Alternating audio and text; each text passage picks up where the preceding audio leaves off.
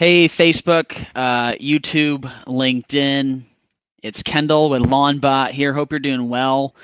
Wanted to come to you today to talk about service categories. So I wanted to do a deep dive on just this specific part. These things that we call service categories within lawnbot.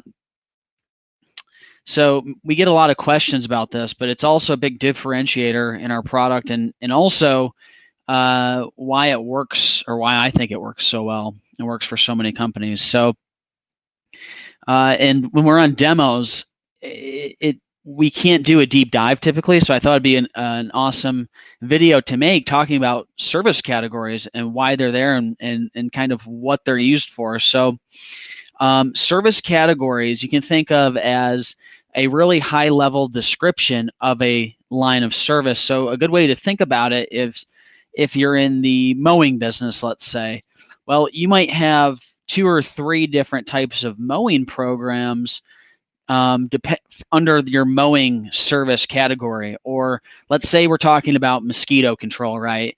If you have 2 or 3 different types of mosquito control plans under your mosquito control category, we're able to sell different types of programs underneath that service category. So what does that mean specifically? Well, that means when you're going through lawnbot, and let me make this a little bit bigger. Eric's back there working, changing the world. Super excited about it. Let's see here. So when you're going through lawnbot, you reach a point in the conversation. Let's see if there we go. So when you're going through lawnbot, you reach a point very early on in the conversation where we prompt the client, hey, Mrs. Jones, hey, Karen, what are you looking for today? And the client at that point would pick the service categories that they're interested in. So you see here on the screen to the right of me that, you know, these are probably some of the most popular ones. These aren't all of them, by the way. And if we're working with a company that needs new service categories installed, we can always build those into the product. But these are some of the most popular service categories right now. So fertilizing and weed control. We have COVID disinfecting, aeration and overseeding, flea and tick, irrigation services, liquid aeration, mosquito control, pest control, aeration, mowing, perimeter pest. So these are the service categories. When the client first lands on your lawnbot or pestbot, we ask them, hey, what are you looking for today? And depending on what they select, right? If they select fertilizer and weed control, we're going to ask that lead different probing questions during the chat process, because obviously you would ask different questions for fertilizer and weed control than you would for, let's say, mowing. For example, for fertilizer and weed control, we like to ask, hey, what have you been doing in the past? What are you looking to have done with your lawn?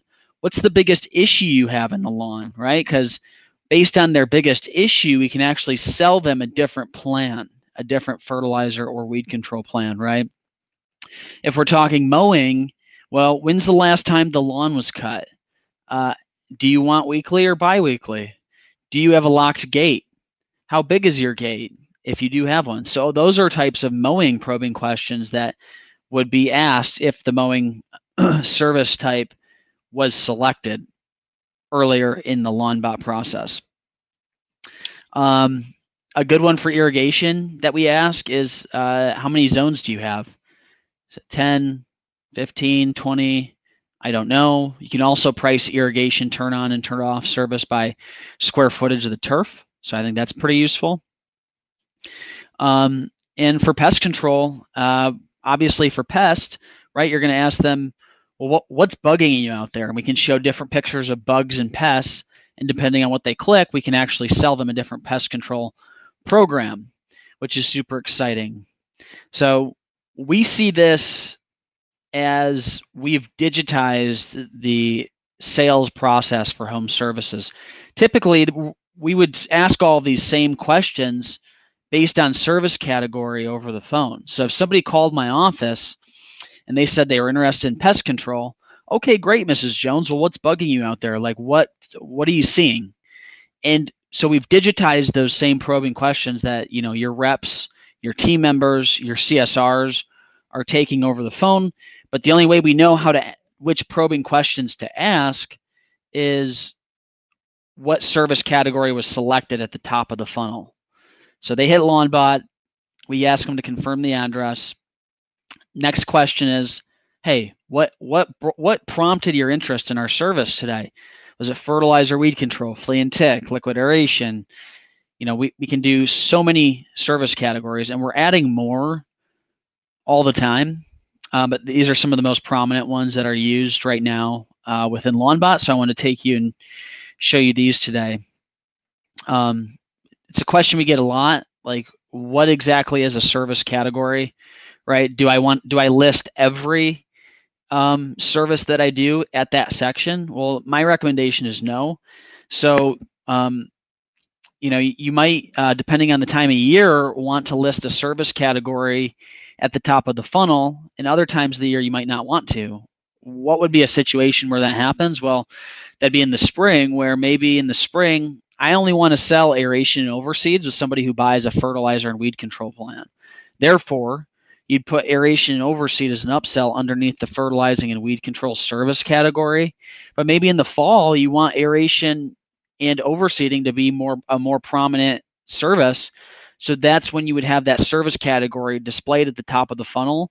And you might do services, aeration and overseeds, for clients that don't buy a FERT and weed control program. So that's kind of a way to think about that logic.